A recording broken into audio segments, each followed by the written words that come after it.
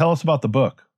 So the book, yeah. So the main book, my main book is called The Moses Scroll, and it details the entire saga, the most controversial case in biblical history about Moses Wilhelm Shapira. And it covers from the time that the story begins, virtually at the very beginning of the story, when he comes to possess, and how does he come to possess this, what is called a curious manuscript written in Paleo-Hebrew letters. Can I jump in here and give the 30-second version, and then you'll give the details? All right, let's do it. Okay, so this guy named Moses Shapira, who is a Jew who immigrated to Israel in the 1800s from Poland. On the way, he converts to Christianity, opens up a store, becomes an international manuscript dealer. He brings this scroll eventually to the British Library, the British Museum at the time. Yep. He's going to sell it for, I think, £1 million or something. And it purports to be a scroll discovered in a cave near the Dead Sea. And you'll give more details on in Transjordan, the eastern side of the Jordan, Wadi Mujib, in Nahal el-Non. And it's proclaimed by one of the greatest scholars of the time, Christian David Ginsburg, who incidentally is also a Jew who converted to Christianity, to be a forgery. And Shapira slinks off across the channel, I want to say to Amsterdam or someplace like that, and commits suicide. And that's the story in a nutshell.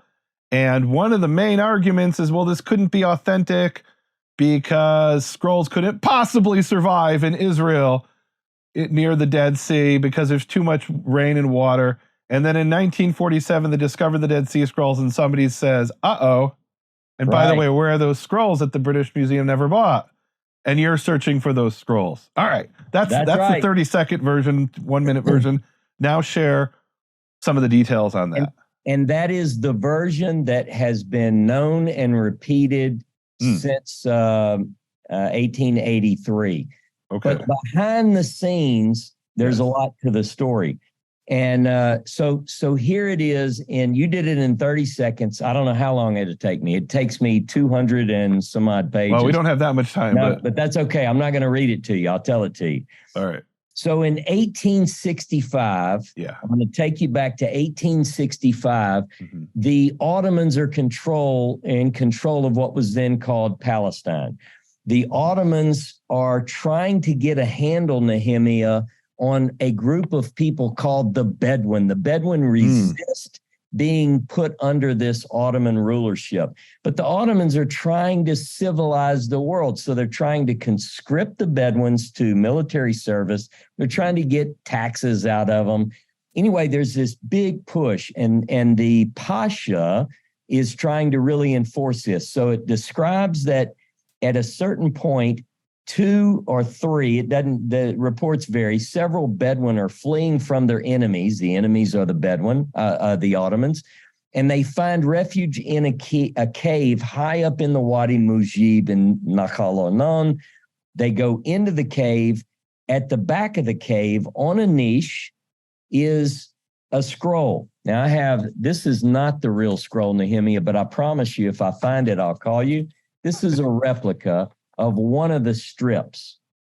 Okay. All right. It's not quite to scale either, but it's kind of cool. Is that bigger or is that smaller than this is bigger? This is bigger. Okay, that's important. We'll remember that later. Yeah, but so basically the Bedouin, Shapira's not involved. The Bedouin discover what they hope it's treasure, Nehemia.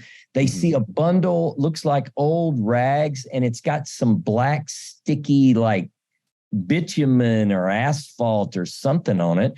So they go back and they rip it open and they find 16 blackened leather strips with some bizarre writing. They can't read the writing. So they throw them aside. They think this is trash. They hoped it was gold. It wasn't gold. But one of the Bedouin picks up these pieces and takes them back to his tent.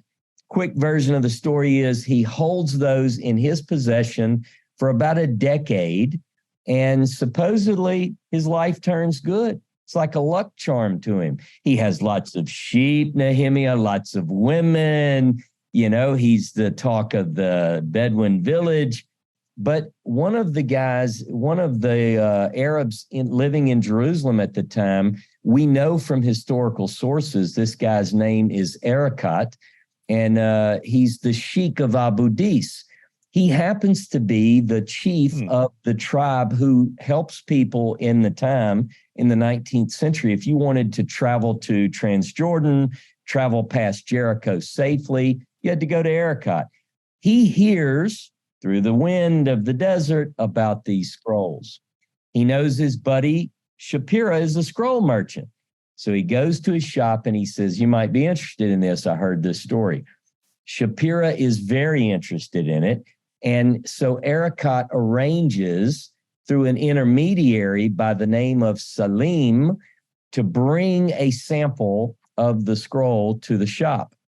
So Shapira's away from his shop. He comes back to the shop. There is waiting on him one of the pieces, one of the 16 pieces.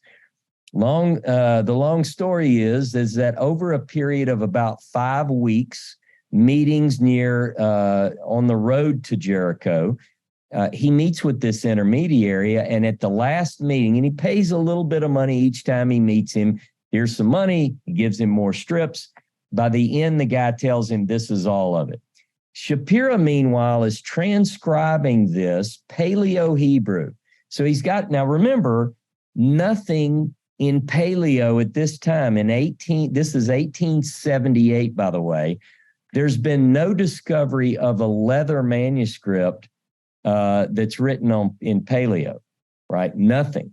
So there's nothing to compare it to. Now we can read Paleo-Hebrew even in the 1860s because it's essentially the Phoenician script. Sure. And there were Phoenician inscriptions that were discovered even in the Renaissance. Lapidary inscriptions, yes. Right.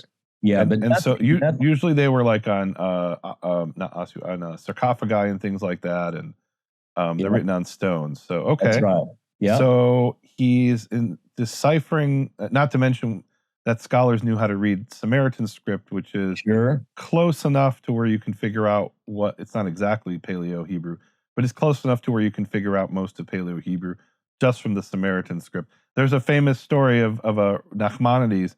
When he came to Israel, he discovered a coin, and he couldn't read it, so he brought it to the Samaritans, and they were able to decipher, and it turns out it was from, I don't remember if it was in the Great Revolt or the Bar Kokhba Revolt. I want to say Bar Kokhba Revolt. Wow. And the Samaritans were able to decipher it. They actually got it a little bit wrong, but they could read it, basically.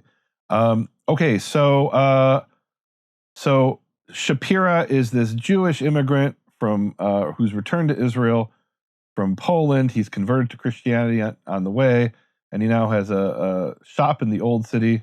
All that's accurate, right? Yeah, that's right. Okay. That's correct. And now he's got 16 pieces of a scroll from what is claimed to be Wadi Mujib, according to the story. Your book is a pun, is a play on words. The Moses scroll, it's the scroll. Am I right? It's the scroll of Moses Wilhelm Shapira. But it's also, according to Shapira, I think, and according to certainly some modern scholars, it is an early version of the book of Deuteronomy. Correct. That Deuteronomy is based on. Is that correct? Okay. Correct. And so we can move into the scroll story, but to get the background, ultimately what happens is Shapira begins to look at these strips. They're not easy to read, Nehemia. He doesn't have modern technical tools. You and I were talking before the recording about all your cool gadgets. And this would have been solved in a couple of hours with multispectral imaging. Yeah. I don't even think you would need multispectral imaging. You almost certainly, if they were authentic, could have done it with a camera. What you do is it's just a regular camera. You remove the IR sensor. Most cameras have an infrared, IR filter. Most cameras today have an IR filter that protects the sensor from infrared radiation, which can damage it. And so you remove that filter, and then you have some sources of light that you then take a photograph at 1050 nanometers, 1050 nanometers, and you should be able to read this like it was written yesterday, if it was what it claims to be. I want us to read that passage. You shared that with me. I don't know if we should say that. Let's do that. So you read to me the passage. You showed me a passage before the program where Shapira has written a letter to, I believe it's Hermann Strack in Germany, but he wrote it in English, which wasn't his native language because he was from Poland, and his English isn't so great. But there's a passage there where he's describing what he went through to decipher these scrolls, these really strips. Okay. We call them scrolls because they're only written on one side. Scrolls are usually rolled up. These were folded up, which is a bit unusual. Yeah, well, there's something about that. Or you want to read that, and we'll talk about the fold. Whether it's tell us about the fold first, because that's interesting. Okay. So just to demonstrate, again, this isn't scale, but the way that when Shapira got these, he said that they were folded. I'll show your viewers so that the side with text is text to text, and the back, which is coated in like an asphalt or dark black sticky substance, is folded back to back, face to face, so that at no time do the letters touch the sticky backing. Now, I see. If you roll it, it would touch. And by the way, there's natural bitumen in the area of the Dead Sea. It used to be called in Latin the mare asphaltum or something like that, the asphalt sea, because there were actually asphalt bergs floating on the top of the sea. I've seen remnants of that in the area of the Dead Sea. Most of them were mined in antiquity. So and when they found the Dead Sea Scrolls, one of the jars was covered with leather, if I remember correctly. No, I'm not sure it was covered in leather, but in any event, it was sealed with asphalt, and meaning with natural bitumen. And so that's entirely plausible today. At the time, maybe it wasn't. I don't know. Yeah, this is the thing that really pulled me into the story, is that no one at the time had seen anything like this. So first of all, he's looking at 16 strips. He discerns through careful study, Nehemia, that it looks like this is two copies. In other words, the 16 broken pieces represent two copies of the same manuscript. Okay. Written in different hands, by the way. Ooh, okay. Yeah. And so it's got a lot of peculiarities. Can I say that word? The first thing is it's written in a continuous script, with the exception of when you get to the 10 words. By the way, it has a version of the 10 words in the manuscript. Every word is separated by a dot, a word separating dot, an interpunct. Now, that no one had seen anything on leather in Paleo at the time, or in Phoenician characters, nor had they seen these word separating dots. They only knew that from lapidary. So here's what they said. Well, they knew it from the Samaritan Torah. Yeah. Certainly by the 1860s, they knew that the Samaritans wrote in something that resembled Phoenician, and each word was separated by a dot. Okay, now you call it interpunct, a dot that's about mid-height of the letter. By the way, just as a question for me, is every word in the Samaritan Pentateuch, in a Torah scroll, the Samaritan, is every word separated? Not necessarily. If you have a phrase like, and in some manuscripts, if you have a phrase like, et haaretz, so et will be attached to haaretz as a single unit. Well, let me tell you this. That's the way this is. Okay. So if you say lo tigno. Well, that's also the case in the Siloam inscription. Have they discovered the Siloam inscription at this point yet? No. Oh, we'll get to that. Okay. That's 1880. So we're 1868 Moabite stone, 1878 Shapira gets this manuscript. He decides it looks like Deuteronomy because it begins Ele hadevarim asher diber Moshe. So it's third person. These are the words that Moses spoke. So he's third person in the that's in the title there too. Okay. In two places, the beginning and the end. Okay. It looks like a scribal notation. Like at the end you have a colophon, and at the beginning you have this introduction. But it's only one sentence, and then it begins the manuscript. It's all first person after that. By the way, another example, which is a modern example of writing in third person, is the autobiography of what was the general's name? He's the guy who like slapped the guy in the face. Patton. So Patton wrote an autobiography of himself. He took copious notes and had a diary because he believed he was going to be a great general. So he was keeping notes about what he was doing when he was in West Point, when he was a very junior, not even an officer. Did he do any of it in first person or all of it? I don't know the answer to that. That's a good question. Yeah. But most of it is in third person.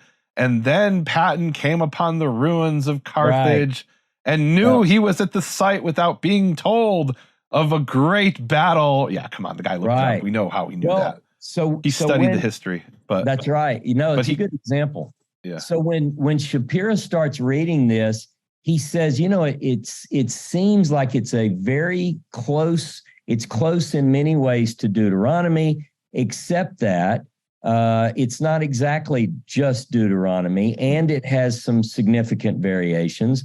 And it's lacking, for one piece, by the way, there's nothing of chapter 12 through 26. Nothing. Like if you charted what's in, what's out, 12 through 26 is not.